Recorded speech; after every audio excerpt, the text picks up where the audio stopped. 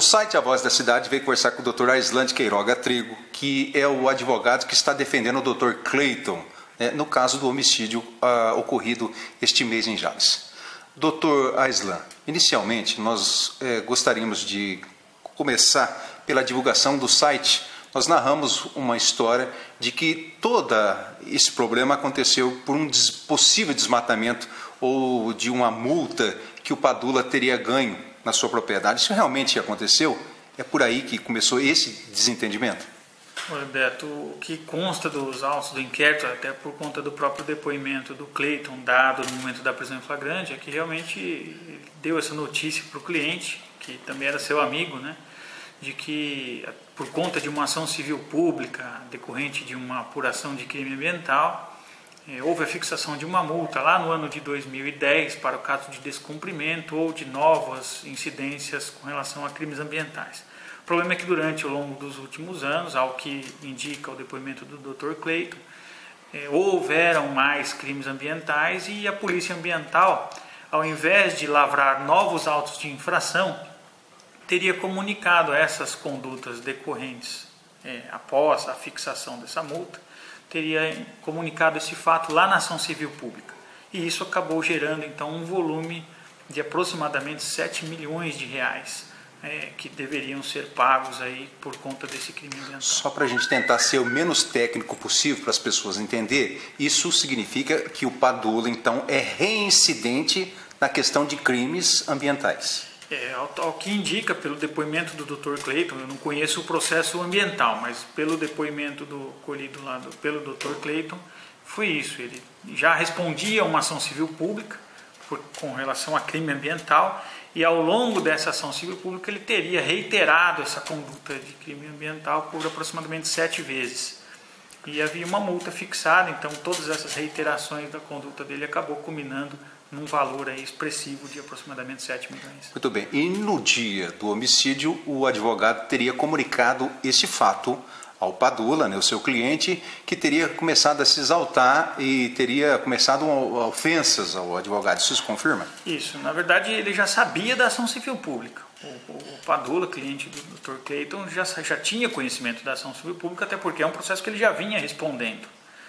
O que ele ficou surpreso foi com o valor em que chegou a essa multa, o que, pelo próprio Dr. Cleiton, comprometeria praticamente todo o seu patrimônio. E nessa questão ele tentou atribuir a culpa, ou pelo menos uma suposta falta de informação, ao Dr. Cleiton, que deveria ter agido de uma forma mais diligente, ter lhe informado melhor sobre aquela situação. E aí foi onde originou todo esse bate-papo, porque o Dr. Cleiton do outro lado, justificando, falando que não, que da conduta dele como profissional, como advogado, ele tinha consciência tranquila do trabalho que havia sido realizado e de ter conscientizado o seu cliente durante todos os períodos. O problema é que surgiu, infelizmente, um fato difícil de se defender, porque é uma reiteração numa conduta criminosa ambiental. E o Dr. Cleiton então justificou que dificilmente eles conseguiriam reverter aquela situação. E aí foi onde começou a surgir o calor da discussão. Pelo depoimento do Dr. Cleiton ainda, o Cleiton percebeu que ele estava se alterando, tentou ainda prorrogar essa reunião para uma outra data, pediu para que eles então conversassem numa outra ocasião, tendo em vista que o Padula já estava se alterando, visivelmente alterado. E nisso, onde surgiu a primeira agressão do cliente contra o Dr. Cleiton.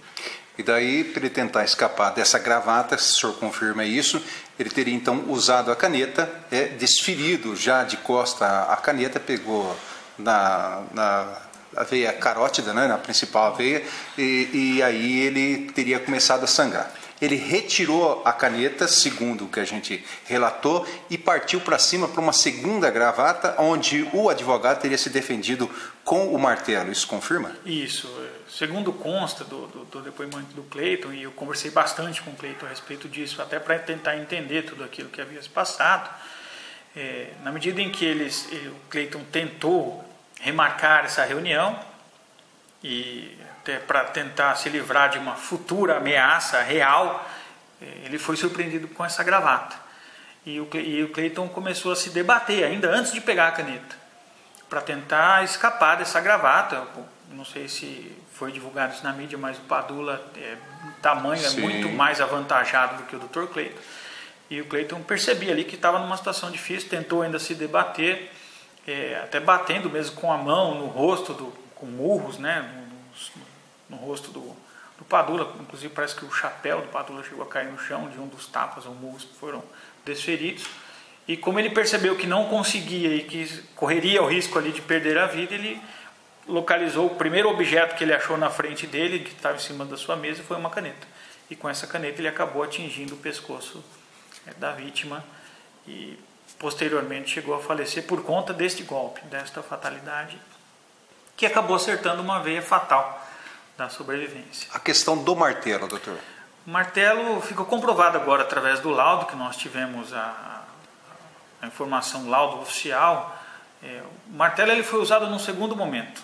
Quando o Clayton tingiu com a caneta, o Padula teria soltado da gravata, retirado essa caneta da jugular e aí sim teria partido para cima do Clayton, dizendo: agora sim eu vou te matar. E aí eles entraram em luta corporal novamente, e aí a desproporção entre o Padula e o Clayton é enorme. Segundo consta, a vítima pesa mais de 100 quilos, é uma pessoa bem alta, e o Clayton bem diferente disso. E aí eles teriam se atracado novamente e lutado durante um bom tempo ainda. E em um dado momento, o Clayton recebeu uma nova gravata, e aí conseguiu se virar, se levantar e conseguiu alcançar esse martelo que estava sobre sua mesa, que foi utilizado naquele dia para consertar a sua mesa de trabalho. E a sorte que ele ainda conseguiu alcançar esse martelo, e aí começou a desferir novos golpes, e entrar em uma nova luta, porque o Padula em determinado momento também conseguiu segurar esse martelo. E veja o tamanho da força da vítima, né?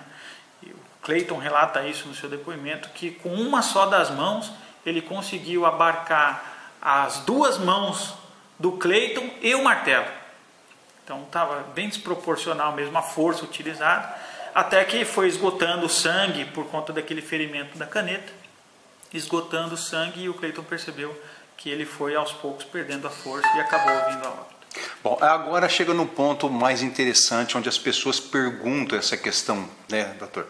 Após ele comprovar que a vítima, pelo menos supostamente, teria falecido, ou falecido, ele teve a certeza, por que ele não conseguiu chamar o resgate, fugir num primeiro momento, ou tomar qualquer atitude? Por que ele ficou praticamente 6 horas com o corpo dentro do escritório? Beto, isso é uma questão bastante polêmica que vem se discutindo aqui na sociedade de Jales. O próprio juiz de direito e promotor que apreciaram esse caso no primeiro momento justificaram a questão da prisão por conta desse comportamento, mas é um comportamento perfeitamente explicável pela psiquiatria.